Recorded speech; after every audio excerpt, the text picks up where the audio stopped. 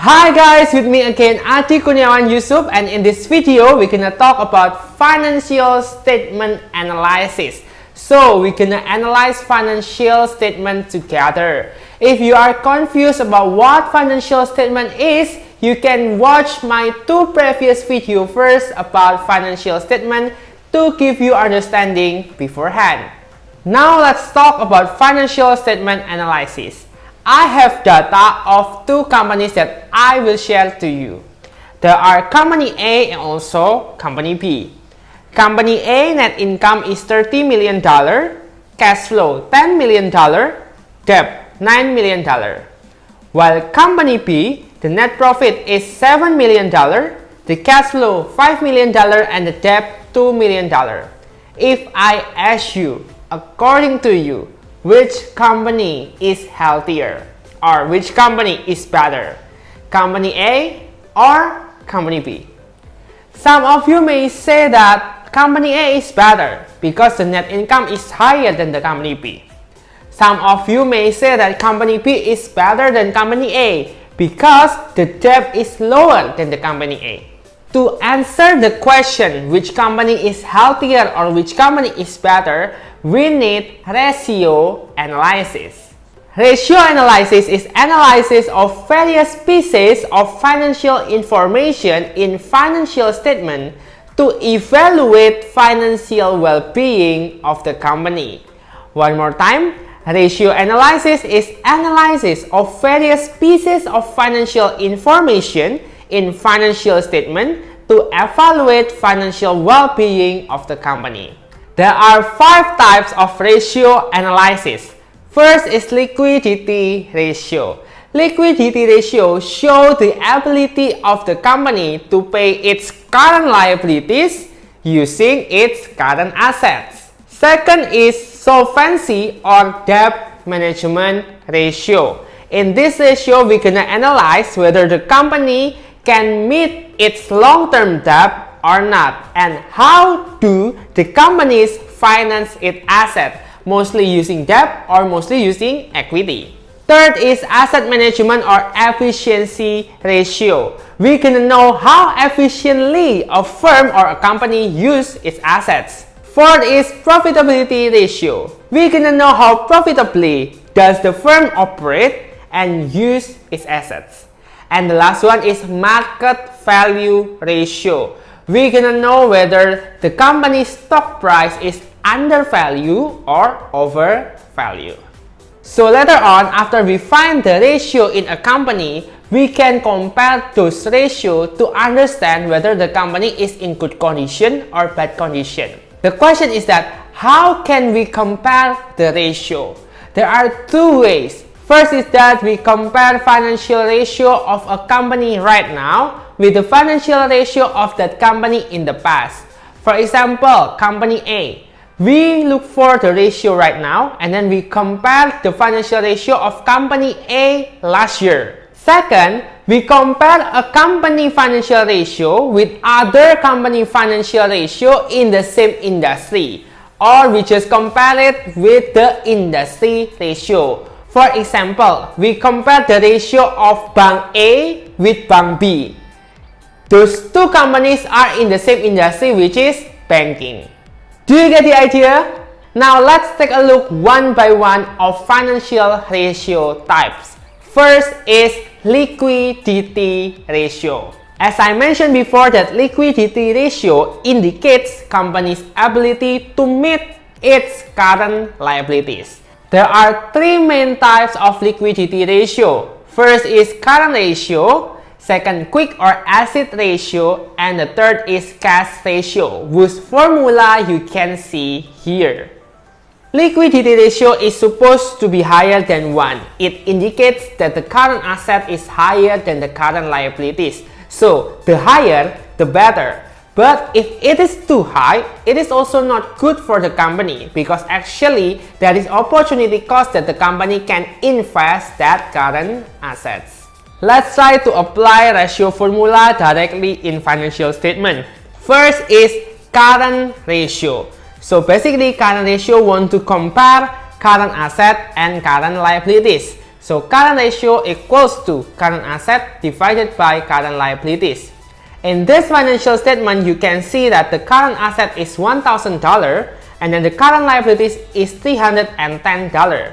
So we can find that the current ratio is 3.22 times.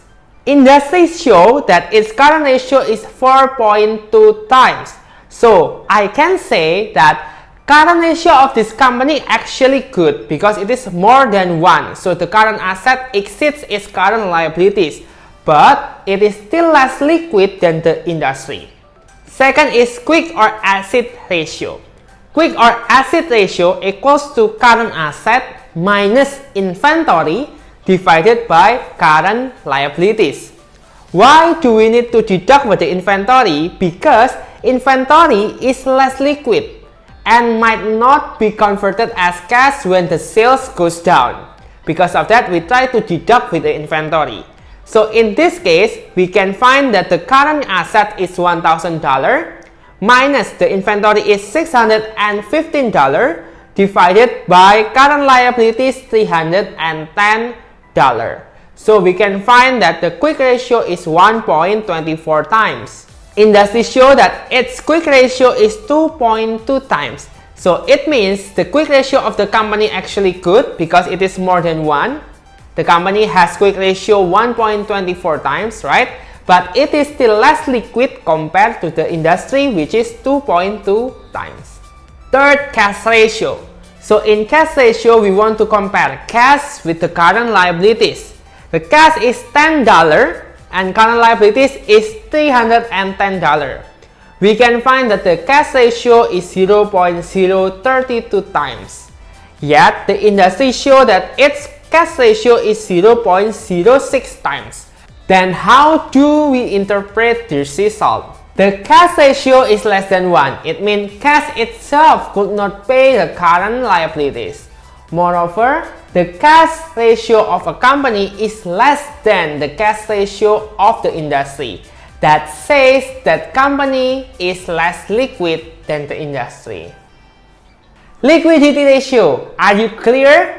If you are clear, let's go to the second, solvency or debt management ratio. This ratio indicates company's ability to meet its long-term debt. There are 5 solvency ratios that we're gonna discuss together in this video. Debt ratio, debt equity ratio, equity multiplier, long-term debt ratio, and the last one is times interest earned. For the first 4 ratio, debt ratio, debt equity ratio, equity multiplier, and long-term debt ratio, higher ratio means higher debt. It is riskier for the company. While for the last, it is times interest earned, higher ratio gives good signal for the company. Let's take a look one by one. Debt ratio states percentage of debts owed by the company. So debt ratio equal to total debt divided by total assets. So total debt is $1,060 divided by total asset $2,000. So the debt ratio is 53%. The industry show that the debt ratio of the industry is 40%. It means the ratio of the company is higher than the industry. Moreover, it is more than 50%. So it is risky for the company. Second is debt equity ratio or DER or DER. So it is proportion of total debt compared to the total equity. So the formula of debt equity ratio is total debt divided by total equity. Total debt is $1,060 divided by total equity $940. Debt equity ratio equals to 112.76%. We can see that the debt ratio is more than 100%. It shows that the debt is higher than the equity. Moreover, the debt equity ratio of industry is only 90%. It shows that the company debt equity ratio is higher than the industry. It means the company is riskier. Third is equity multiplier.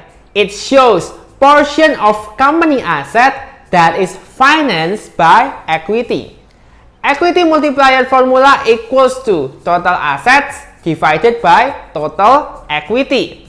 The total asset is $2,000, while total equity is $940. We can know that equity multiplier is 2.13. If equity multiplier ratio is more than 2, it shows that company has higher debt compared to the equity. Let's see the industry. Industry equity multiplier is 0.91. Equity multiplier of the company is higher than the industry. It shows that the company is more financed using debt than equity, and it is riskier for the company. Fourth is long-term debt ratio. It is portion of company assets that is financed by long-term debt. So the formula of long-term debt ratio equals to long-term debt divided by total assets. Long-term debt equals to $750 and total asset is $2,000. We can find long-term debt ratio is 37.5%. Industry long-term debt ratio is 30%. We can see here that the company has higher long-term debt ratio. Higher long-term debt ratio indicates that the company has higher long-term debt than the industry. It shows that the company has higher risk. The last one is that times interest earned or TIE.